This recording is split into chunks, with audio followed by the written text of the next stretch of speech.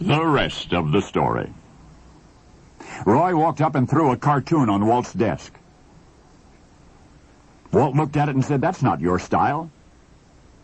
But Roy answered a little nervously, did Walt remember Beatrice Roberts, the dancer, the girl he was dating? Well, he had a date with her tonight, and he didn't want to be late for the date, and he was sitting at his drawing board. Some kind of an idea had to come to him. It was getting close to quitting time. He didn't want to miss that date, so Roy said he just drew this.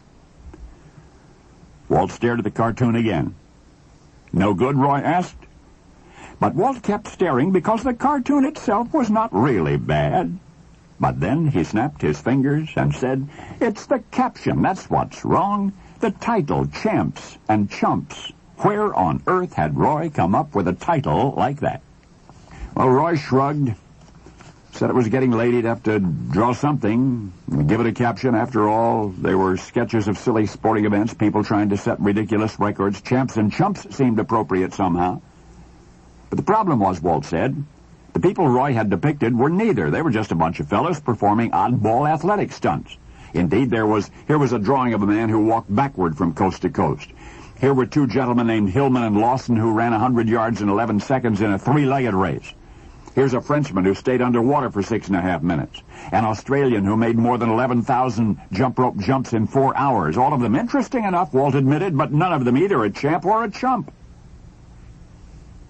So Walt and Roy discussed alternative captions, and Roy kept eyeing the clock. Shortly he would be calling on his girlfriend Beatrice. He must go home soon and change. He could not afford to be wasting his precious time in Walt's office hashing out inane titles for insignificant cartoons. Whatever the newspaper printed the following day would amount to little then and to nothing the day after, so eager was Roy to leave the office that he could not recall which of them made the final decision on a caption. But nonetheless, the new caption ran in the New York Globe the next day, along with Roy's drawings. That was December 19, 1918, and that day an institution was born.